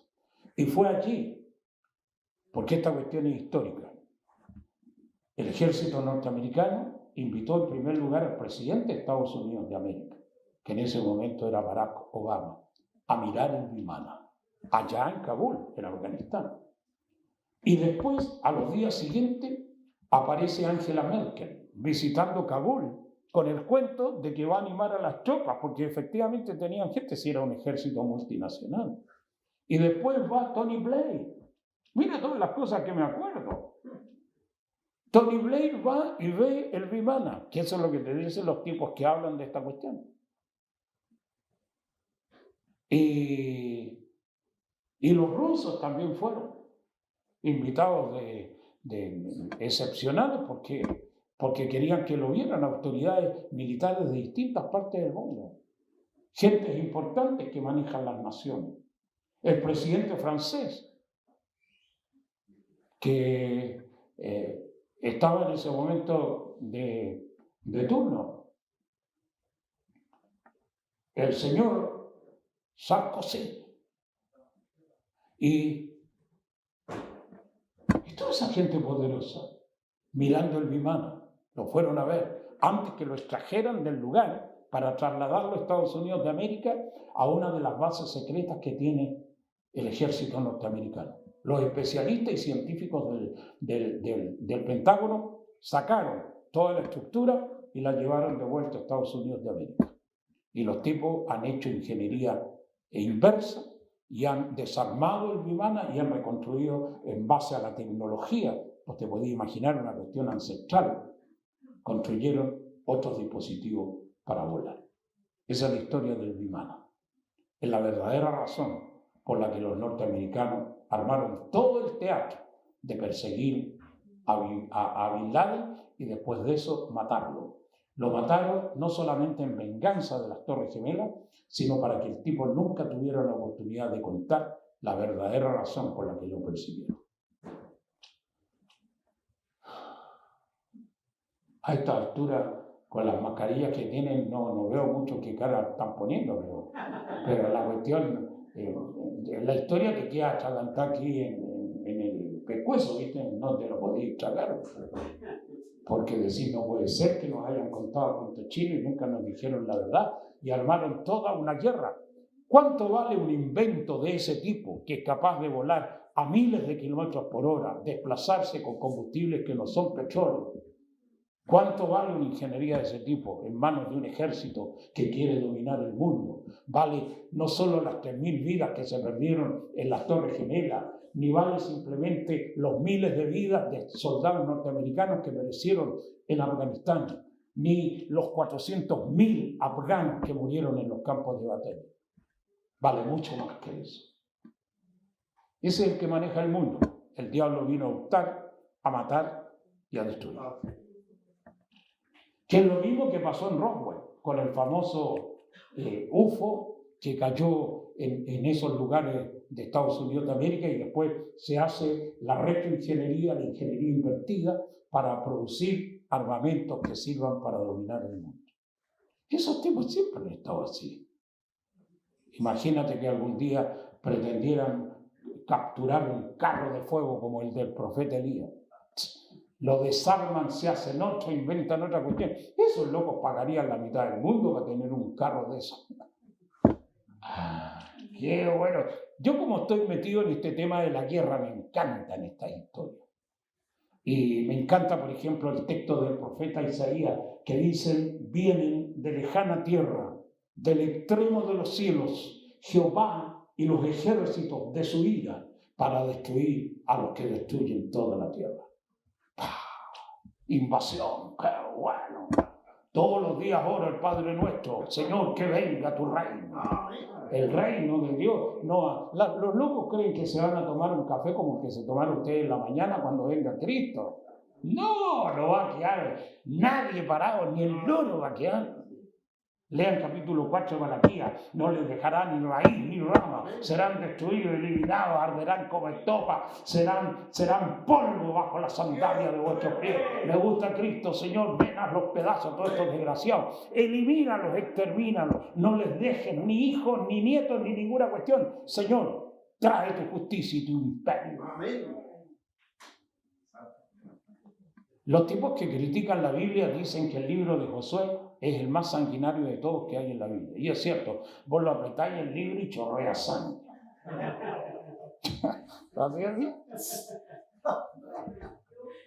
Tengo un texto ahí que se llama el de los Nefilim, el texto de los gigantes, tremendamente interesante. Y aparece una editorial, un film que se llama El sicario de Dios. Tendrían que verlo, muchachos. Por eso están estos documentales puestos ahí. Te despierta la cesera, o se te ocurren cosas, empezáis a pensar cuestiones que a lo mejor uno nunca imagina en estados normales, pero interesante, de cómo estas cuestiones que tienen que ver con tecnología, con armamentos, con recursos, son cuestiones tan atractivas en la Biblia que te despiertan el interés por explorar ciertos misterios. Los gigantes, un paréntesis. Los gigantes son el producto híbrido, que es lo mismo que se está dando ahora. Un poco lo que nos contaba el pastor. Él me había hecho el relato mientras estábamos tomando un té acá, del sueño que había tenido en la clínica, que veía que la gente era parte humana y parte animal, que se llama técnicamente hibridación. También hay uno de los textos que habla sobre hibridación allí, y habla sobre la conspiración reptiliana, que tiene que ver con la mezcla entre reptiles y humanos, una cantidad interesantísima de cosas. Los Nefilim son los gigantes, una mezcla híbrida entre ángel caído y humano. Y estos Nefilim, dice la historia, que concluyeron en los días de Noé. Pero curiosamente estos tipos eran muy inteligentes, unos tremendos animales, pesaban como 400 kilos y comían como caballos. Y a la gente normal de los humanos los tenían de esclavos para que trabajaran para ellos. En la cosecha, en la cría de animales. Vos te podías imaginar un caballo de ese porte, lo que come al día. Y a los enanos los tenía laburando para ellos. Hasta que Dios vio esa cuestión y dijo: no, con estos locos no va más. Y mandó el diluvio. Porque era la maldad extrema, hermanos. Y los Nefilim, los gigantes, se multiplicaron, había una cantidad enorme, y el diluvio los mató. Pero varios de ellos, o a lo mejor una buena cantidad de ellos, construyeron refugios contra el diluvio. Es como Jesús dijo: los hijos de las tinieblas son más sagaces que los hijos de luz. Y estos, como eran engendros de la oscuridad, se avivaron, presintieron el cambio climático extremo y construyeron refugio en las montañas. porque sabían que iba a haber una inundación. Y antes que venga el diluvio, porque cuando cayó la primera gota de agua pasaron 7 días antes que se largara la tormenta. Los tipos sabían que llegando las primeras lluvias era el tiempo ideal para tapiar completamente las entradas de las cavernas, que eran muy estrechas en todo caso, y que estaban muy bien tapiadas, de tal manera que el agua, a pesar que llenó las montañas en que estaban, los tipos se salvaron. Aparte, tipos inteligentes, guardaron comida, sabían que el diluvio iba a durar mucho más de un año, duró 11 meses realmente el hecho de que las aguas estuvieran sobre las cumbres de los montes y después comenzaron el descenso. Tenían todo precavido, muchos de ellos. La gran mayoría murió, paró las herraduras, las chagas, como dice la Biblia, en el diluvio. Ahora hay un hecho curioso. Estas cuestiones son atrayentes para los locos que estudian. Y ustedes, gracias por venir, porque esta cosa seguramente nos va a animar a seguir investigando. Claro. Las cumbres más altas del mundo, todo el mundo sabe que están en las montañas del Everest, lo que se llama los Himalayas. ¿Cierto? Bien. Ahora hay una cosa curiosa. Los investigadores, ustedes, yo, cualquier otro puede hacerlo. Hay un país, aparte del Tíbet y las grandes montañas de la China, porque a ese segmento pertenece el Himalaya, hay un país que se llama Nepal, que justamente es donde está la zona del Himalaya, y los locos que suben a esa cumbre, que es la más alta del mundo, siempre usan esos ayudantes, los transportistas de las mochilas y otras cuestiones, y aparte que conocen el camino para la cumbre del Himalaya, la mayoría son nepaleses. Nepal. Mira lo que dicen los estudiosos, que la raíz del nombre Nepal es la misma raíz del nombre Nephilim. Nefal, Nepal, Nephilim, la misma raíz. ¿Y qué te cuentan los estudiosos de la rabínica judía? Que los gigantes se refugiaron en las altas cumbres del Himalaya y que fueron capaces, con el mismo truco de tapiar la entrada de las cavernas, sobrevivir en las alturas del Himalaya, en la zona donde están esas cavernas que tapiaron y se refugiaron esperando que las aguas bajaran. Esa es la historia de Nepal. Nepal tiene un componente de tipo híbrido tremendamente significativo. Absolutamente. Si cuando los gigantes salen, vos te podías imaginar que lo que primero hicieron fue tratar de reproducirse. Y entonces agarraron lo que agarraron en la zona. Y Nepal es el país que tiene ese símbolo. Si hay un país donde los gigantes estuvieron presentes, en Nepal, en las altas cumbres. Habría que investigarlo, muchachos, cuando tengan tiempo, estudien la historia de Nepal, las cosas que suceden ahí, las que hay hasta el día de hoy. Y después aparecen los gigantes en los días de las zonas de Canaán, todo ese. Por eso me acordé del libro de Josué, porque estos otros, siendo re chicos, le dieron paliza a los gigantes. Y dicen los muchachos que exploraron la zona que nosotros parecíamos langosta delante de ellos, o sea, que no era una cuestión tan chica los gigantes, para que el loco haya dicho eso, porque las criaturas que estaban en Canaán eran realmente grandes. 3 metros, 4 metros, como poco. Y los hombres, los humanos, parecían langostas. Y se los iban a comer. Sin embargo, la fe de los guerreros de Israel los vamos a comer como pan recién salió del horno a estos desgraciados. Y eso es lo que hicieron. Y ese relato te lo da el libro de Josué, de la manera como le dieron, cómo los exterminaron. Porque Josué completó el trabajo que no hizo el diluvio. Es así. Bueno, amigos, han ido pasando las cosas, hoy estamos en este nuevo tiempo, siempre sospechando de que los que te dan la información la tergiversan, le agregan cosas, le quitan cosas, te mienten, manipulan, y que sinceramente el peor error sería creerle a los diarios, a la prensa o a lo que sale en la televisión. Los minutos que tengo, este reloj inmenso, hasta un ciego lo ve, pero es bueno porque así los predicadores no se pasan de rosca. Está bien. El COVID-19, lo que hoy tenemos, como lo de Afganistán, una cuestión que puede llegar a dominar el mundo. ¿Y de qué manera lo ha dominado? El miedo es la herramienta del diablo. A veces la gente me pregunta, usted, profe, que se la sabe todas. Eso es una ilusión, pero algunas cosas sé.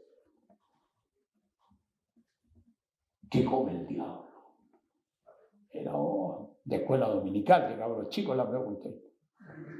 ¿Qué come el diablo? Lógico, es un enigma, pero siempre les digo, de lo único seguro que estoy es que no va a comprar la cajita feliz al McDonald's. Lo clásico, papa frita, hamburguesa y la bendita Coca-Cola. El diablo vive otras cosas, pero vive sustancialmente de tres cosas. El miedo es uno de sus alimentos predilectos. El otro alimento predilecto es el odio. Le hace chupete al odio. Por eso le encanta que los tipos odien. Y sobre todo si es un loco de iglesia, ese menú le gusta más porque tiene otro sabor. Porque es de la contra del enemigo. Y el tercer elemento es el sufrimiento. Al diablo le encanta el sufrimiento humano. Por eso está en los hospitales, en las clínicas, en las cárceles, en los manicomios. El tipo está en los cementerios. El tipo está en las carreteras esperando que haya un choque para succionar la energía vital que se desprende de las víctimas. La fuerza oscura está en las grandes ciudades donde hay crímenes, asaltos, violaciones, asesinatos. Está en el narcoterrorismo, en el narcotráfico, está en las guerras del mundo. Todo lugar donde haya sufrimiento, la fuerza oscura se alimenta de la energía que se desprende de las víctimas cuando mueren, del miedo que genera la muerte en la gente. De eso vive, por eso el diablo está gordo, y sobre todo en este tiempo de la pandemia, se llevaba a más de 4 millones de personas en el mundo. El diablo ha engordado, ha subido de peso con el COVID. Mientras los locos enfermos, viste que lo que dijo el pastor, bajó 40 kilos. El diablo engorda 40 kilos con cada víctima que padece del horror del COVID. Y al final de cuentas, la sospecha, que es un virus manipulado, inventado, diseñado en el laboratorio. Yo, como cualquier persona que investiga, te encontré con cuestiones sorprendentes. Por ejemplo, el premio Nobel de Medicina, don Luc Montagnier, francés, premio Nobel de Medicina, año 2008, lo premiaron porque el tipo descubrió el virus del SIDA, la estructura, es virólogo de primer nivel. Ese tipo en las entrevistas dice que el COVID-19, el coronavirus, que llamamos COVID-19, es artificial, de que realmente no salió espontáneo en la naturaleza y se multiplicó como conejo. No, esta cuestión es ingeniería genética pura, lo hicieron y tiene mezclas del virus del SIDA. El VIH, por eso que ataca el sistema inmune, que es lo que hace el virus del SIDA. Debilita a la gente el sistema de defensa natural del cuerpo y lo expone a cualquier tipo de gérmenes patógenos que puedan afectarlo. Esa cuestión es así. El COVID es un invento, es un diseño. ¿Y quién lo inventó? Lo mismo que pregunta Joe Biden ahora mismo. Tiene encargado a los monos del Pentágono para que investiguen. Esa cuestión es noticia de ahora. Y le pidió a sus genios del Pentágono investiguen el origen del virus del COVID-19, porque hasta Joe Biden, que no es ningún genio, sospecha de que la cuestión no surgió así como surge un resfrío común y corriente, sino que lo diseñaron, y por eso está el ataque justamente a China, porque se sospecha que los chinos lo inventaron, lo diseñaron y lo expusieron al mundo desde Wuhan, contaminando toda la Tierra. Ahora, curiosamente, China, donde se supone que comenzó el virus, no ha sido tan atacado en las estructuras como lo fueron otros países. Y el país que más salió perdiendo es Estados Unidos. Es una cuestión rara esa. Tan raro como cuando vi en una entrevista televisiva al presidente de China, Xi Jinping, el genio de China, diciendo que el virus del COVID-19 lo habían diseñado los norteamericanos, que lo llevaron a Wuhan, a la ciudad donde comienza la infectación, y que lo plantaron en el mercado de carnes exóticas donde se dice que comenzó la epidemia, la pandemia. Y voy a decir, ¿cómo eso puede decir un presidente de un país como China? Son 1.400 millones de monos que hay ahí, hermano, ¿cómo? Y vos decís, pero alguna razón tendrá que tener este loco, porque no te podí despachar con semejante comentario si no tenía alguna razón que avale la tesis. A lo mejor yo, que soy un predicador excéntrico, puedo inventar cosas, pero no el presidente de la nación más grande del mundo. Por lo tanto, deduzco de que el chino tiene que tener buena información para decir eso. Ahora, cuando él explica, porque lo explicó, cómo fue que los gringos le metieron el virus del COVID-19 a China, en Wuhan, y el tipo dice, aquí en Wuhan, lo cual es cierto, hay un laboratorio que es el Instituto Virológico de Wuhan, que tiene nivel 4 de bioseguridad, es decir, en ese laboratorio se manejan los más terribles virus que existen en el mundo. Estamos hablando de nivel 4, a nivel del SIDA, del Marburgo, del ébola, virus que pueden matar a la gente en poco tiempo. La bacteria asesina y un montón de gérmenes patógenos que pueden acabar con la vida humana sobre el planeta. Esos laboratorios manejan ese tipo de virus. No solo los manejan, los reservan, sino que los estudian, los analizan y buscan la forma de hacer vacunas para combatir los virus. Y entonces el presidente de China dice lo siguiente. Aquí en Wuhan, exactamente en Wuhan, hubo una olimpiada como la que acaba de terminar en Tokio, donde vienen deportistas de todo el mundo a disputar todas estas lides atléticas. Efectivamente, en el mes de octubre hubo una olimpiada a nivel mundial en Wuhan. ¿De quiénes? De los milicos. Los militares de todo el mundo fueron a Wuhan a competir porque ellos hacen olimpiadas entre ellos, la gente de las Fuerzas Armadas, de todo el mundo. Y efectivamente en octubre, a mediados, se dio esa cita internacional. Y entonces el presidente chino dice, vinieron los norteamericanos, trajeron camuflados unos atletas, que no eran atletas sino científicos, todos participaron y tenían acceso al laboratorio de Wuhan, porque el laboratorio de Wuhan tiene científicos de muchas partes del mundo, incluidos norteamericanos. Mira tú, norteamericanos trabajando con virus en China, hermano. Uno te informáis esas cuestiones y dices, estos locos no son todos enemigos. ¿Cómo podéis permitir que científicos norteamericanos estén en un laboratorio de virología de alta peligrosidad como el de Wuhan? No solo eso, estaban los alemanes, los franceses, estaban los japoneses, gente de otros países de Europa. Y te sorprende esa cuestión. Gente del Reino Unido, de Inglaterra.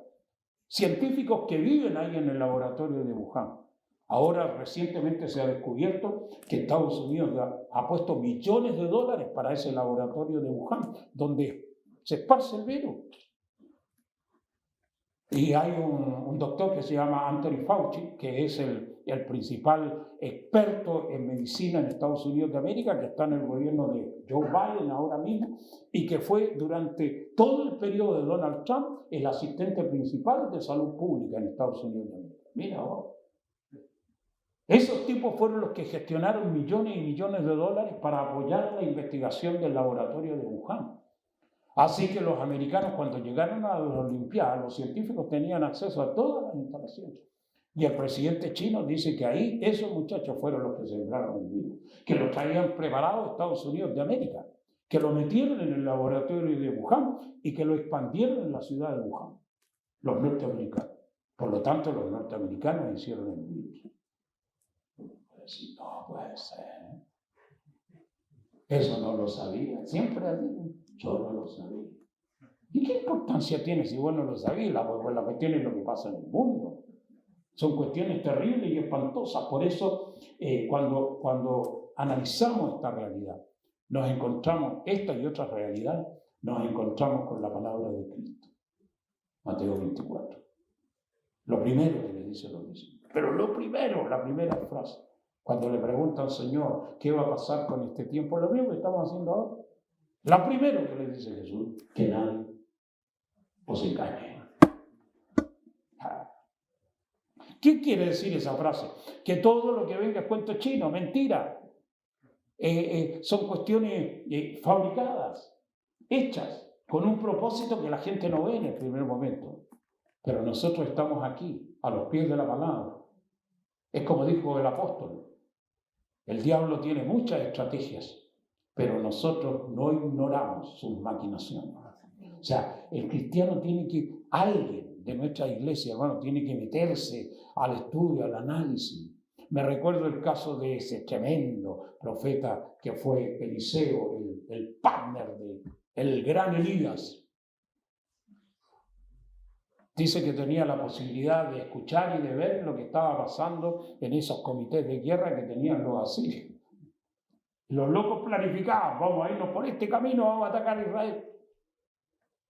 Y justamente le hablaba al rey, esto es lo que van a hacer tus enemigos, así que el ejército tenés que ponerlo en esta parte porque por ahí van a venir los muchachos. Y cuando venían los ejércitos enemigos se encontraban con la defensa férrea de los israelitas y los tipos decían, ¿y cómo estos locos están acá esperando? Hasta que alguien les dijo, ¿saben cuál es el tema? Es que en Israel hay un profeta que se llama Eliseo. Y ese tipo tiene la capacidad de estar presente en cada una de las reuniones del alto mando militar. ¿Sabéis lo que hizo el rey? Cuando invadieron Samaria, le digo, al primero que hay que agarrar es al vidente, al profeta. Porque un profeta de ese nivel es más peligroso que un ejército entero con muchachos. Ay, bendito Dios, me gusta esta palabra. Porque personas como ustedes, como yo, estamos sirviendo al mismo Dios de Eliseo y del gran Elías. Por eso el que busca halla. Hay que buscar, hermano, gracia de Dios, conocimiento de Dios. Si esta cuestión está abierta para todos y todas. Aquí no hay excepciones. El que busca halla. Pero el tipo tiene que tener hambre y sed de justicia. Tiene que buscar la respuesta divina. Y eso es lo que pretende una conferencia como esta, animarnos a que descubramos que la verdad está más allá de lo que realmente es aparente. Conoceréis la verdad y la verdad os hará libre. Tratando de ir aterrizando el jumbo, COVID-19, un invento de la ciencia de la oscuridad. Absolutamente. Este es el 7º coronavirus. Han habido 6 antes y este es el número 7. Número 7, el COVID-19. Han habido todas esas plagas de los coronavirus, por la forma que tiene el virus, ha venido desde el oriente. Y la Biblia dice que al final de los tiempos habrá una invasión desde el oriente, 200 millones de soldados cruzando el río Éufrates, que está en el territorio de Irak en este momento. Y va a invadir la tierra gloriosa. Pero allí será Armagedón, el lugar donde se pelea la última batalla. La batalla de Armagedón es una batalla entre el cielo y la tierra, donde los ejércitos del mundo se reúnen para presentarle alta resistencia al ejército celestial que viene a destruir a los que destruyen la tierra. Ahora vos te podés imaginar que si los ejércitos del mundo, capitaneados por la fuerza oscura, que es la fuerza diabólica, tienen la desfachatez de enfrentarse al ejército de Dios, hermano. ¿Sabéis por qué lo hacen?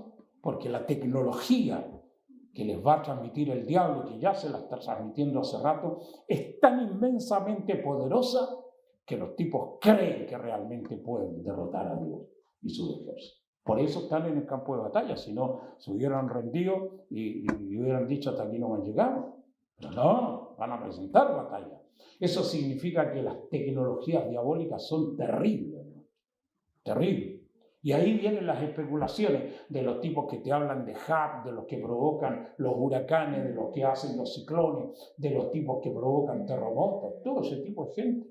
Es una cuestión realmente sorprendente y terrible. De los que te dicen que toda la investigación aeroespacial está mucho más avanzada que lo que nosotros creemos, que realmente el planeta Marte y la Luna han sido visitados muchas veces por ejércitos de este mundo y que tienen colonias en el planeta Marte de gente que secuestraron aquí en la Tierra y que nunca más volvieron. Hay una saga que se llama Antena 3, que ustedes la pueden buscar en internet, y de las publicaciones que han habido en España, de gente, porque Antena 3 es de España, y de ahí surge la investigación, de que los poderes fácticos que dominan el mundo hace mucho tiempo que están en el planeta Marte, y que los tipos descubrieron la Luna mucho antes del Apolo 11, que es lo que nos han contado, de que las fuerzas hitlerianas tenían la capacidad de ir a la Luna, con los cohetes que habían inventado. Y hay otros que te aventuran más cosas, que te dicen que hay gente que han viajado a la Luna y al planeta Marte, que han tenido la oportunidad de ir y volver, de que realmente existen los viajes en el tiempo, que existe la posibilidad de desintegrar la materia y volver a reconstruirla, que hay soldados que son capaces de atravesar muros como estos al otro lado, soldados de ahora, pero que tienen otro nivel de desarrollo, que tienen capacidades psíquicas impresionantes. Hay un artículo ahí que habla de los soldados que miraban las cabras. No son las minas del mundo, son las cabras de 4 patas. Los soldados que miraban las cabras dicen que tenían la capacidad de matarlas. Y son experimentos psíquicos de soldados reales, que se concentran mirando a un animal y lo fulminan. Tipo muere. Puedes decir, pero existe ese tipo de soldados. Eso es lo que hace el Pentágono, lo que hace la CIA, lo que hace la Agencia Nacional de Seguridad en Estados Unidos, lo que hacen los chinos, los rusos. Tienen un tipo de soldado que es como el soldado universal, hermano. Yo he leído cosas sobre soldados de este alto nivel que, ya te digo, son capaces de atravesar muros. Que hacen lo que Cristo hizo cuando resucitó, ¿no? Eso es lo que te dice el texto. Que apareció en medio de una casa que estaba cerrada por todos lados y apareció en medio del Señor. Voy a decir, no, esa cuestión la hizo Dios, no. Acuérdate lo que hicieron los muchachos del faraón. Agarró, tiró la vara, meta serpiente. Eso dijo, papita para el loro, dijo el faraón. Agarró los encantadores y también hacen lo mismo. Ustedes saben la historia. Y después la serpiente de Moisés se come a las otras dos, demostrando que el poder de Dios está por encima del poder del diablo. Pero que el muchacho hace milagros terribles. Por eso, terminando la idea y el tema, cuando venga la imagen de la bestia, es la imagen de la bestia y el falso profeta, los que tienen el poder de hacer llover fuego del cielo. Y dice que la gente se maravillará del poder de la bestia y dirán, ¿quién como la bestia? Amigos míos, la tecnología del diablo es terrible, pero el ejército de Dios es muy superior a lo que todos nosotros imaginamos. Armagedón, millones de soldados reunidos al norte de Jerusalén en la batalla final de la historia, la madre de todas las batallas. Y de repente Dios desciende y los destruye con fuego y con azufre. Ese es el final de la historia. Amigos míos, terminamos. Finich. Un abrazo y chao. Hasta mañana, a las 10 de la mañana, vengan y tomemos el segundo biberón de cuestiones peores que las que escuchaste ahora. Porque realmente esta historia ni Drácula las cuenta. Así que vénganse con todo el corazón, inviten a alguien. Será una reunión linda a las 10 de la mañana. Ya los hermanos darán los anuncios, tal vez el pastor o Alberto, pero les invito yo personalmente. Va a ser un privilegio para mí verles a ustedes o a algunos de sus amigos con ustedes. Recuerden nuestras publicaciones como esta, que es Ébola, la verdadera historia del ébola, con un lindo video acerca de COVID-19. Está disponible en la mesa principal de nuestra exposición. Alberto les va a contar de los textos y de las ventajas que tiene llevarse estos productos. Yo estoy muy agradecido, contento de estar aquí, de disfrutar de la bendición, del amor del Señor, de la presencia de ustedes y de esta fraternidad que nos hace hermanos. Así que, amigos, con todo el corazón, que Dios les bendiga. Viene el pastor para finalizar la conferencia con todo el corazón. Muchas gracias, pastor. Estoy muy contento de haber estado acá. Gracias por abrir las puertas de la iglesia para el ministerio de la palabra profética. Gracias, pastor. Que Dios les bendiga.